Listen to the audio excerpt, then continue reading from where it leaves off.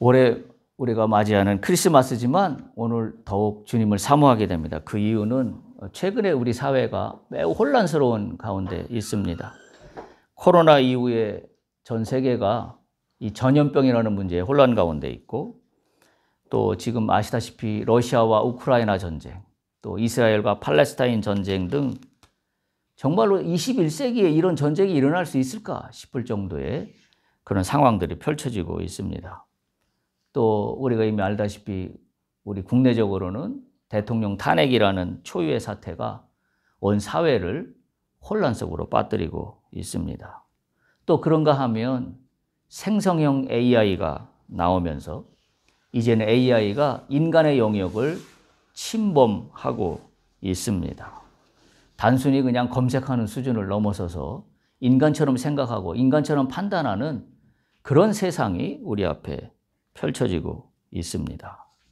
한마디로 온 인류가 위기 가운데 놓여 있습니다. 전쟁, 경제적인 어려움, 환경 파괴, 또 AI로 인한 인간 정체성의 혼란, 정말 그 어느 시대보다도 인간이 인간답게 살아가는 게 무엇인가에 대한 생각을 하지 않을 수 없는 그런 초유의 사태에 직면해 있습니다. 이와 같은 혼란한 시대에 우리에게 희망이 있을까? 어떤 희망이 있을까? 아무리 돌아봐도 어디 한 곳이라도 마음을 시원하게 해줄 그 어떤 것도 존재하지 않는다는 것을 우리는 발견하며 살아갑니다. 그러나 오늘 성탄주의를 맞이하여 우리의 소망을 주님께 둡니다. 예수님께 둡니다. 왜냐하면 인류의 미래가, 아니 오늘 우리의 미래와 내일의 미래가 소망을 갖는다고 그러면 우리가 알다시피 세상 가운데서는 어떤 소망도 발견할 수 없습니다. 바로 이 땅에 오신 예수 그리스도 그분밖에는 우리에게 소망이 없음을 우리는 다시 한번 깨닫지 않을 수가 없는 겁니다. 그래서 이 소망을 담아서 오늘 우리가 어떻게 살 것인가 라는 것에 대해서 생각해 보고자 합니다. 그래서 오늘 말씀의 제목을 크리스마스의 기적 이렇게 정했습니다. 왜 기적인가 라는 것을 우리가 말씀 속에서 발견할 수 있기를 바랍니다. 오늘 본문은 세 군데를 제가 이미 봉독한 대로 채택을 했는데요. 다 이유가 있습니다. 제일 먼저 채택한 본문이 누가복음 2장 10절에서 14절의 본문입니다. 이미 우리가 성탄절이 되면 어느 교회나 이 본문을 대부분 많이 채택하여서 나누는 그런 말씀이기도 합니다. 누가복음 2장 11절에 보면 이렇게 선언합니다. 오늘 다윗의 동네에 너희를 위하여 구주가 나셨다. 2장 12절에 나와 있는 말씀입니다. 여러분, 이 말씀이 어떤 그 무게감으로 다가오는지 모르겠어요. 오늘 다윗의 동네에 너희를 위하여 구주가 나셨다. 어마어마한 소식이 아닐 수가 없습니다. 이 소식의 실체는 구주입니다. 다시 말하면 그리스도 주이십니다. 근데 그 주가 어떤 분이냐면 오늘 말씀에 분명히 누가복음 2장 12절에 그렇게 말씀하고 있어요. 너희를 위하여.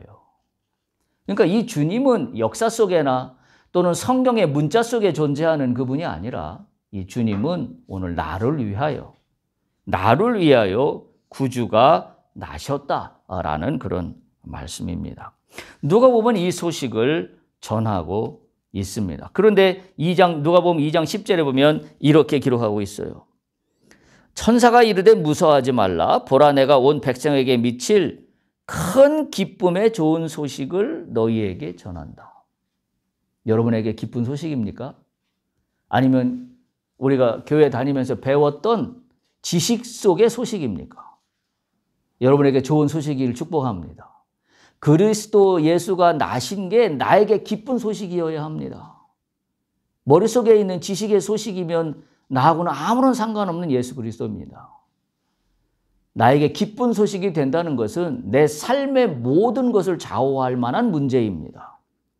그러나 지식적인 문제라 그러면 내 삶의 전체를 주관하는 것하고는 거리가 먼 이야기입니다. 그건 그냥 지식일 뿐입니다. 오늘 그리스도께서 우리 말씀에 나온 것처럼 온 백성에게 미칠 큰 기쁨의 좋은 소식, 그 좋은 소식이 오늘 나의 소식이 되기를 축복합니다. 그럴 때 우리에게 소망이 있어요. 그 소식이 나에게 기쁜 소식이 되지 못한다면 예수 그리스도는 그냥 교회에 다니는 사람들이 그냥 알고 있는 하나님의 아들 이 정도 이외에는 아무런 의미가 없기 때문입니다. 주님의 탄생이 우리 모두에게 미치는 기쁘고 좋은 소식이 되기를 축복합니다. 이게 우리의 희망이에요. 그리고 이것이 기적입니다. 우리가 이 땅을 살아가면서 어디에서 기쁜 소식을 얻을 수 있겠습니까? 우리가 세상을 살아가면서 얻을 수 있는 기쁜 소식은 단편적인 지식에 불과합니다. 그리고 순간에 불과합니다. 왜? 인간의 삶이라는 게 좋은 날도 있지만 항상 좋은 날만 있는 게 아니거든요. 우리가 살아봐서 알지만 어떠다 보면 또 어려운 문제도 있고 해결되지 않는 문제들도 있고 이게 늘 반복적으로 나타나는 상황 속에 우리가 살고 있습니다. 우리에게 기쁜 소식이라는 것은 영원한 기쁨입니다. 여러분, 이 좋은 기쁜 소식이 바로 나에게 주어진 희망의 좋은 소식이다라는 것을 우리가 믿을 때에, 그걸 받아들일 때 그게 기적이에요. 그것이 기적입니다. 그러면 뭘 가지고 기적이라 할까요? 저는 오늘 말씀을 준비하면서 두 가지 본문을 매칭해 봤습니다. 첫 번째는 창세기 본문과 두 번째는 요한복음의 본문입니다. 먼저 창세기 본문을 한번 펼쳐보실까요? 창세기 1장 1절에서 4절을 보면 우리가 너무나 잘 아는 말씀이고 창세기 1장 1절은 우리의 아이덴티티를 결정해주는 중요한 말씀입니다. 또한 기독교라는 종교에 대한 뚜렷한 명분과 정의를 내려주는 말씀이기도 합니다. 우리는 이거로부터 출발합니다. 1장 1절에 뭐라고 되어 있냐면 우리가 다 아다시피 태초에 하나님이 천지를 창조하셨다. 태초에 하나님이 천지를 창조하셨다. 오늘 사회를 보면 어떤가요? 태초에 하나님이 천지를 창조하셨다는 말을 부정합니다. 그리고 각종 여러 이론들을 가지고 인간의 근원과 세상의 근원을 설명하려고 합니다. 그리고 그걸 우리는 과학적인 지식이라고 이야기를 합니다. 그리고 그 과학적인 지식을 가진 사람은 지식인이요. 그 지식을 갖지 않고 부정하는 사람은 지식인이 아니라고 여겨지는 사회 속에 우리는 밀어 넣어지고 있습니다. 우리에게 가장 중요한 중심은 창세기 1장 1절입니다. 태초에 하나님이 천지를 창조하시니라. 여기서 중요한 말씀이 태초에라는 말씀입니다. 이 태초는 인류가 탄생하기도 훨씬 전에 있었던 그 영역의 그 어떤 시간입니다. 우리는 그것을 가늠하거나 측정하거나 생각할 수 없어요. 다만 상상만 할 뿐입니다. 어떤 것의 시작을 알리는 단어가 태초이지만 성경에서 얘기하는 이 태초는 인간의 시간 계산으로 생각하는 그 어떤 시점의 의미보다도 훨씬 그 이전? 어쨌든 그 큰 의미입니다. 우주 혹은 세상의 기원에 대한 문제는 인류 역사 이래로 오랫동안 수많은 사람들의 고민거리였습니다. 그래서 수많은 철학자들이 고대로부터 지금에 이르기까지 세상의 근원이 어디서부터 왔는가, 무엇인가에 대한 질문을 끊임없이 추구하지만 결론은 하나입니다. 모르겠다입니다. 과학적으로 증명해 보려고 하지만 모르겠다입니다. 왜? 어느 한쪽은 설명되는 것 같지만 전체가 설명되지 않거든요. 인류의 숙제이기도 하지만 풀 수 없는 숙제입니다. 또 사람들의 기원이 어디에서 왔으면 어떻게 되는가라는 것도 많은 철학자들의 논쟁거리입니다. 그래서 고대 그리스 철학에서의 가장 근본이 Who am I 아닙니까? 우리가 알다시피 나는 누구인가? 그건 지금도 찾고 있는 우리의 질문입니다. 도대체 나는 누구인가? AI 시대를 살고 있는데 나는 도대체 지금 누구인가? 이 문제는 고대로부터 지금까지 끊임없는 인간의 질문들입니다. 그러나 답을 못 찾고 있습니다.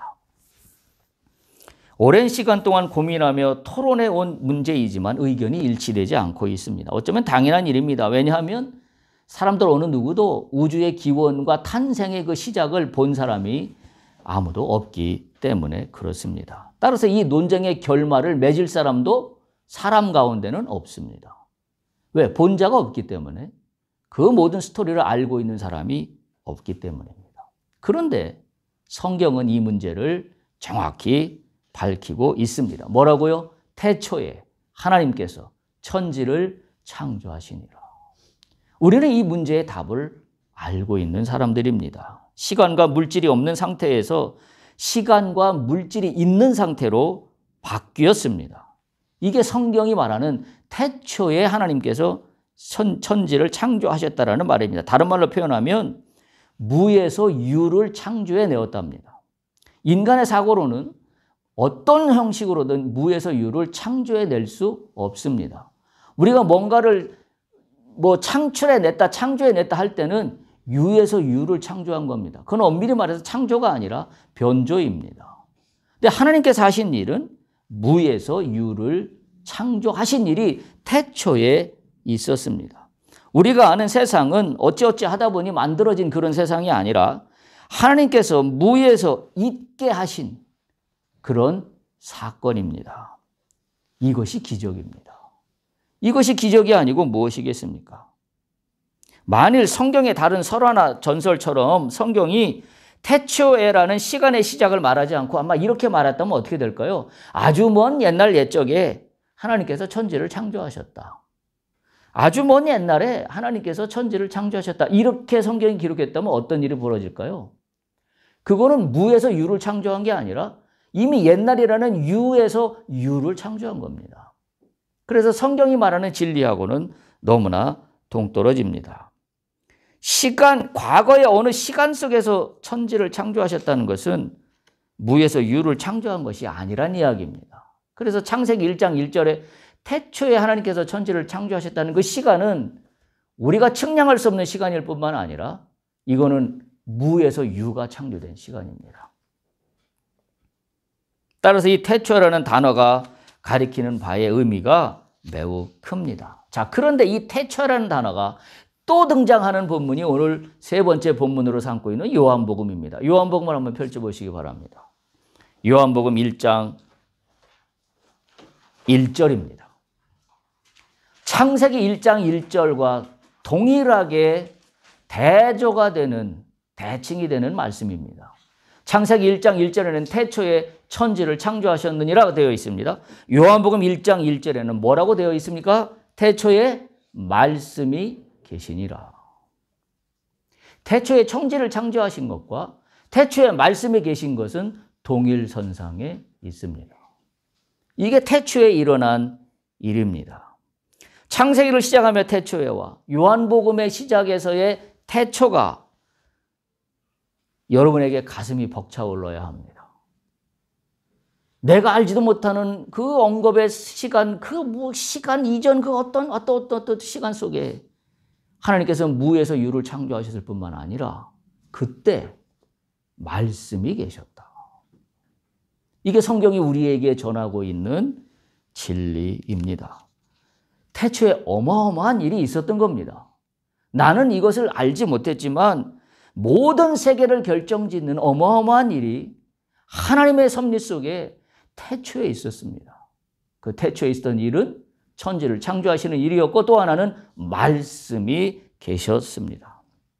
오늘 요한복음 1장 1절을 보면 그렇게 기록하고 있죠. 말씀이 있었고 1장 1절 그 뒷부분에 보면 뭐라고 되어 있냐면 이 말씀이 하나님과 함께 있었다. 그리고 1장 1절 마지막 부분에 보면 이렇게 결론을 냈습니다. 이 말씀은 하나님이시다. 어마어마한 일이 아니지 않습니까? 태초에 하나님이 계셨는데 그 하나님이 말씀과 함께 계셨고 그 말씀은 곧 하나님이시다. 여러분 창세기 1장 1절의 태초에와 요한복음 1장 1절의 태초에가 이렇게 매칭이 됩니다. 얼마나 어마어마한 일인지 알 수가 없어요. 저는 오늘 이 본문의 말씀을 준비하면서 가슴이 벅차올랐습니다. 아, 태초에 이런 일이 있었구나. 내가 알지도 못하는 그 시간 속에 하나님이 천지를 창조하셨고 이미 태초에 말씀에 계셨고 그 말씀은 하나님이셨다라는 사실입니다. 이 말씀이 만물을 창조해 냈습니다. 1장 3절을 보면 그렇게 기록이 되어 있습니다. 1장 3절을 보면 만물이 그로 말미암아 지은 바 되었다. 그리고 지은 것이 하나도 그거 없이는 된 것이 없다. 태초로부터 시작된 어마어마한 사건임을 우리가 기억할 수 있습니다. 말씀이 없이는 된 것이 없다. 여러분 이것을 마음에 담아 두셔야 합니다. 자, 말씀은 누구라 그랬죠? 하나님이에요. 근데 그 하나님, 그 말씀은 그 말씀이 없이는 된 것이 아무것도 없다. 이게 우리의 모든 걸 다 결정합니다. 내가 나로서의 살기 위해서는 뭐가 있어야 산다는 얘기하고 통해요? 말씀이 있어야 살 수 있다. 말씀이 없는 나는 껍데기에 불과하다. 오늘 그 말씀과 동일한 맥락 속에서 여러분이 이 말씀을 이해해야 됩니다. 그런데 요한복음 1장 4절에 보면 더 어마어마한 말씀이 이어집니다. 그 안에는 생명이 있었으니 이 생명은 사람들의 빛이다. 이 생명이 사람들의 빛이다. 창세기 1장에 어떻게 기록되어 있죠? 하나님이 천지를 창조하시고 빛이 있으라 하면서 빛이 있게 됩니다. 그 빛은 어떤 빛이에요? 생명의 빛입니다. 그 빛이 있었기 때문에 생물들이 살아나게 됩니다. 오늘 그 맥락 속에서 요한복음이 동일하게 기록하고 있는 겁니다. 하나님의 태초에 계셨고 하나님은 말씀이셨고 그 말씀이 태초에 있었는데 그 안에 생명이 있었다. 그 생명을 받은 자가 우리입니다. 할렐루야.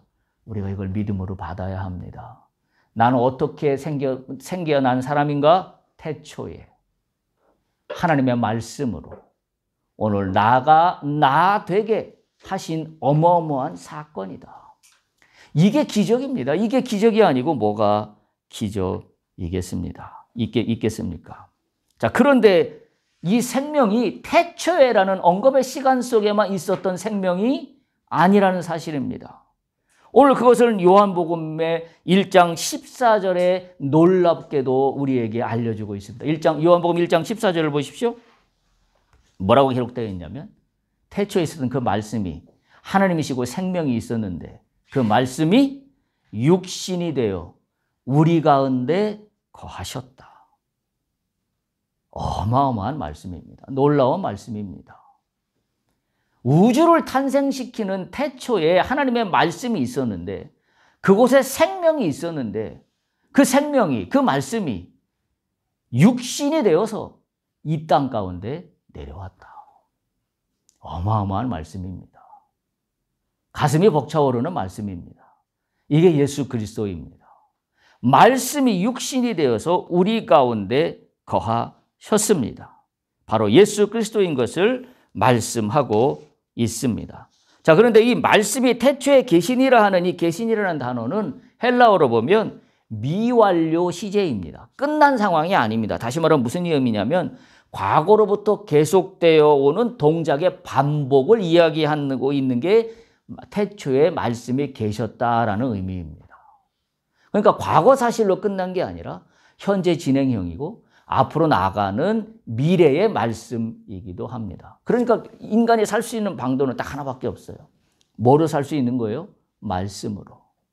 태초에 있었던 과거 사실의 말씀이 과거 사실로 끝난 말씀이 아니라 미완료 시제인 그 말씀이 오늘 우리에게 임하는 말씀이고 내일 우리의 인생 가운데 임하는 우리의 삶의 척도가 된다는 것을 우리는 잘 이해할 수 있습니다. 이 말씀은 태초부터 지금까지 계속 계신 예수 그리스도입니다. 그러니까 이게 정리돼요. 태초에 하나님이 말씀으로 세상을 창조하셨는데 그 말씀 안에 생명이 있었고 생명을 가지는 그 말씀이 오늘 육신이 되어 이 땅 가운데 오셨고 그리고 그 계신 분이 우리가 알고 있는 예수 그리스도라는 사실입니다. 이분이 우리를 주장하고 있다라는 그런 말씀과 동일한 말씀입니다. 창세기 1장 1절의 태초에는 시간의 시작을 알리고 있는 말씀이라고 한다면 요한복음 1장 1절의 태초에는 시간 이전부터 이어온 태초에를 말씀하고 있고 창세 이전부터 존재했던 말씀이 구체적으로 육신이 되어 우리 가운데 임하고 있다는 것을 요한복음은 우리에게 전하고 있습니다. 참으로 놀라운 말씀이 아닐 수가 없습니다. 자, 그렇다면 이 예수님의 탄생 소식에 언급된 말씀과 맥락을 같이 하는 부분이 요한복음 1장 14절에 있는데요. 다시 한번 보실까요? 요한복음 1장 14절 뒷부분에 보면 이렇게 되어 있어요. 우리가 그의 영광을 보니 아버지의 독생자의 영광이요 은혜와 진리가 충만하더라. 우리가 그의 영광을 보니 아버지의 독생자의 영광이요 은혜와 진리가 충만하더라. 이 부분은 어디하고 정확히 매칭이 되냐면 우리가 첫 번째 본문으로 삼은 누가복음 2장 14절입니다. 누가복음 2장 14절에 보면 이렇게 기록되어 있습니다. 지극히 높은 곳에서는 하나님께 영광이요 땅에서는 하나님이 기뻐하신 사람들 중에 평화로다 하니라. 그러니까 이렇게 매칭이 돼요. 누가복음에 하나님께 영광이요 땅에서는 하나님이 기뻐하신 사람들 중에 평화로다라는 말씀은 요한복음 1장 14절에 우리가 그의 영광을 보니 아버지의 독생자의 영광이요 은혜와 진리가 충만하다라는 말과 정확히 매칭이 되는 그와 같은 말씀입니다. 따라서 이렇게 우리는 이해하면 됩니다. 하나님의 영광은 이퀄 아버지의 독생자의 영광과 같은 말입니다. 또한 땅에서는 사람들 중에 평화로다라는 말씀은 어떤 말씀하고 같은 거냐면 우리가 보니 은혜와 진리가 충만하더라. 이 말씀과 같은 말입니다. 결국 하늘의 영광은 하나요. 땅의 평화라는 말도 하나인데 땅의 평화라는 말은 다른 말로 표현하면 우리 안에 은혜와 진리가 충만한 게 평화입니다. 할렐루야. 이 평화가 우리 가운데 임했다라는 그런 말씀입니다. 우리 사회 온 인류는 심한 갈등과 혼란을 겪고 있습니다. 오늘 우리가 본문에 살펴봤던 것처럼 태초에 하나님의 섭리 안에서 있었던 이 태초의 사건을 우리가 믿음으로 깨닫고 받아들여야 합니다. 태초에 있었던 말씀이신 예수 그리스도를 반드시 통해야만 이 땅에 평화가 이루어집니다. 그리고 하늘의 영광이 드러나게 된다는 말씀입니다. 하늘의 영광, 땅의 평화는 멀리 동떨어져 있는 말씀이 아니라 하나가 됩니다. 어떤 때? 예수 그리스도를 통할 때. 예수 그리스도를 통할 때만 하늘의 영광과 땅의 평화는 하나가 됩니다. 이것이 크리스마스의 기적입니다. 우리가 이 땅에 살지만 우리는 하늘로 통하는 삶을 살아가고 있는 사람들입니다. 그러려면 오늘 우리가 말씀에서 살펴본 것처럼 이 땅의 평화를 이루기 위해서는 이 땅 가운데, 우리 가운데 은혜와 진리로 충만해야 합니다. 그래야 평화가 이루어집니다. 여러분, 말장난으로 평화가 이루어지지 않습니다. 회담으로 이루어진다고요? 아니면 토론을 통해서 평화가 이루어진다고요? 인류는 수없는 세기를 통하여 그와 같은 일들을 반복해 왔지만 평화는 고생하고 전쟁은 여전히 반복되고 있습니다. 왜요? 은혜와 진리가 인간 가운데 없기 때문입니다. 오늘 말씀을 분명히 우리에게 기록하고 있어요. 하늘의 지극히 높은 곳에서는 영광이요 이 땅 가운데 사는 사람들에게는 평화라다는 말씀은 바로 이 땅 가운데 사는 사람들에게 하나님의 은혜와 진리가 충만할 때만 가능하다라는 사실입니다. 그러면 우리에게 이 특별한 하나님의 축복이 주어졌는데 요한복음 1장 12절 13절 한번 보세요. 거기 보면 우리에게 주신 축복이 있습니다. 요한복음 1장 12절 보면 이렇게 기록하고 있습니다. 영접하는 자 곧 그 이름을 믿는 자들에게는 하나님의 자녀가 되는 권세를 주셨다. 누가 하나님의 자녀가 되는 권세를 가진 사람이에요? 은혜와 진리를 가진 사람입니다. 하나님의 은혜와 진리를 가진 사람은 어떤 사람이에요? 하늘의 영광을 보는 사람입니다. 그게 자녀의 권세입니다. 따라서 자녀의 권세가 된다는 얘기는 주님의 은혜와 진리로 충만해야 합니다.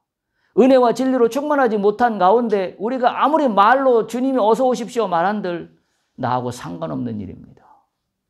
오늘날 많은 교회에 믿는 자들이 주님 어서 오십시오 말을 하지만 그들 가운데 은혜와 진리가 충만하지 않다 한다면 그들은 말뿐인 기독교인일 뿐입니다. 우리가 반성해야 될 지점입니다. 오늘 얼마나 많은 사람들이 교회는 교회고 세상은 세상처럼 살아가는 사람들이 얼마나 많습니까? 지식적으로는 누구보다도 똑똑한 신앙인들입니다. 예전 여러분 기억하시겠지만 1960년대, 70년대 그때 교회와 지금 우리의 교회를 비교해 본다면 우리는 지금 말잔치만 있는 게 아닌가라는 생각이 들 정도로 우리의 현실은 죽어 있습니다. 왜요? 은혜와 진리가 충만치 않기 때문입니다. 논쟁과 토론과 이론과 각종 인문학적인 요인들이 교회 안에 들어와서 하나님의 말씀을 가리고 있습니다. 그리고 그것이 하나님의 말씀이라고 착각하면서 살고 있습니다. 우리가 오늘 크리스마스의 이 기적의 말씀을 나누면서 우리는 이 본질을 회복해야 합니다. 그 본질이 뭐냐면 주님의 은혜와 진리입니다. 그 은혜와 진리는 말씀으로만 가능합니다. 여러분 기억하십시오. 태초에 하나님께서 천지를 창조하시고 태초에 말씀이 계셨는데 그 말씀이 육신이 되어서 이 땅 가운데 오신 예수 그리스도라고 요한복음은 분명히 우리에게 전하고 있기 때문입니다. 두 번째, 이와 같은 믿음으로 나가는 자들에게 주시는 축복은 요한복음 1장 13절입니다. 이는 혈통으로나 육정으로나 사람의 뜻으로 나지 아니하고 오직 하나님께로부터 난 자들이다. 할렐루야. 여러분 이 자긍심을 잊지 않아야 됩니다. 나는 누구인가? 나는 하나님께로부터 난 사람이다. 이 사실을 잊지 않아야 합니다. 하나님의 자녀가 되는 권세, 오직 하나님께로부터 난 사람. 이 축복을 하나님은 허락하셨습니다. 자긍심을 가져도 됩니다. 에베소서 1장 4절에 보면 더욱 이 사실을 명확히 알려주고 있습니다. 곧 창세전에 그리스도 안에서 우리를 택하셨다라고 에베소서 1장 4절에 기록하고 있습니다. 그러면서 우리로 사랑 안에서 그 앞에서 거룩하고 흠이 없게 하시려고 우리를 택하였다라고 에베소서 1장 4절은 우리에게 기록하고 있습니다. 태초부터 우리를 택하신 하나님 아버지, 그분이 태초에 천지를 창조하시면서 나를 택하셨습니다. 그리고 내 안에 말씀으로 오신 예수 그리스도를 믿는 믿음을 허락해 주셨습니다. 그리고 그 때문에 나는 주의 생명을 가지고 이 땅을 살아가는 사람이 되었습니다. 이보다 더 큰 기적이 어디 있겠습니까? 우리에게 생명을 허락하신 주님께 감사와 영광을 돌리지 않을 수가 없습니다. 그렇다면 나는 누구인가? 우리는 이렇게 결론 지을 수 있습니다. 나는 하나님의 생명으로 창조된 사람입니다. 그리고 이 생명이 오늘 나를 나가게 하는 발걸음입니다. 추진체입니다. 기준입니다. 본질입니다.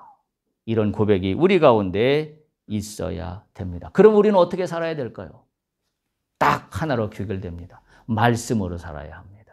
왜? 말씀이 육신이 되어 오신 예수를 믿는다면 우리는 말씀으로 살아야 합니다. 그럼 그 말씀의 중심을 이루고 있는 건 뭐냐? 생명입니다. 여러분이 하시는 일이 생명을 살리는 일이 되어야 합니다. 내가 하는 일들이 생명이 살아나야 합니다. 내가 하는 일들을 통하여, 내가 하는 삶을 통하여 자연이 살아나야 합니다. 환경이 파괴되는 일이 일어나서는 생명적인 삶으로 살아가지 않는 것과 똑같습니다. AI 시대에 나는 어떻게 살아가야 될까? 생명을 가치의 중심에 두고 살아가야 합니다. AI를 따라가는 것이 편리하고 쉽습니다. 그러나 그곳엔 생명이 없습니다.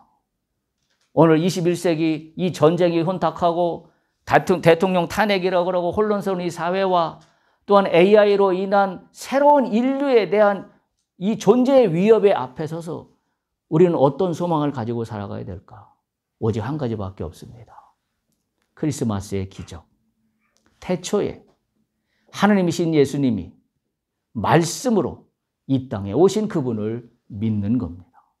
그게 우리의 소망입니다.